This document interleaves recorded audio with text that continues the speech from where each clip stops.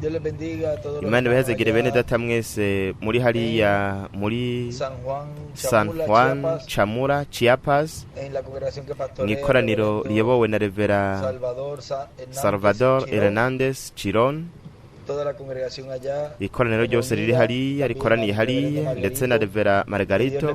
Imana ibahezagire cyane mwese y continúen en este tiempo kandi mubandanye muri iki gihe preparándose con la mwitegura palabra, el mensaje hamwe de n'ijambo enseñanza ubutumwa bw'inyigisho está siendo impartido, buriko buratangwa butangirwa mw'ihema nini Karupa Cathedral.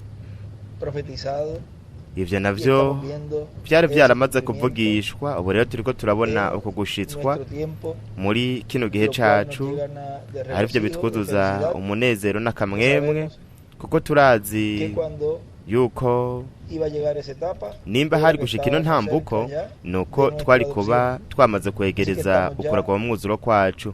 Nuko rero turi mw'iyo ntambuko, mu yandi majambo turi hafi, turegereje ukuragwa mu mwuzuro kwacu.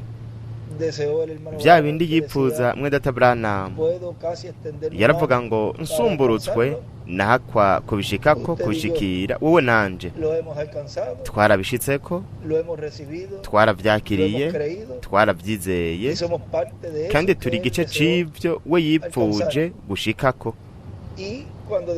Kandi iyo tuvuze yuko turi igice c'ivyo nuko ivyo we yashatse akipfuza kugumbira ngo abigire igice ciwe, ivyo vyasigura yuko azoca aronka kwizera ko kunyakugwa twebwe turiko turabironka mu mubiri bwite, biriko biracika umubiri muri umwe wese muri twebwe, kandi ivyo nyene bizotuma turagwa mu mwuzuro tunyakugwa.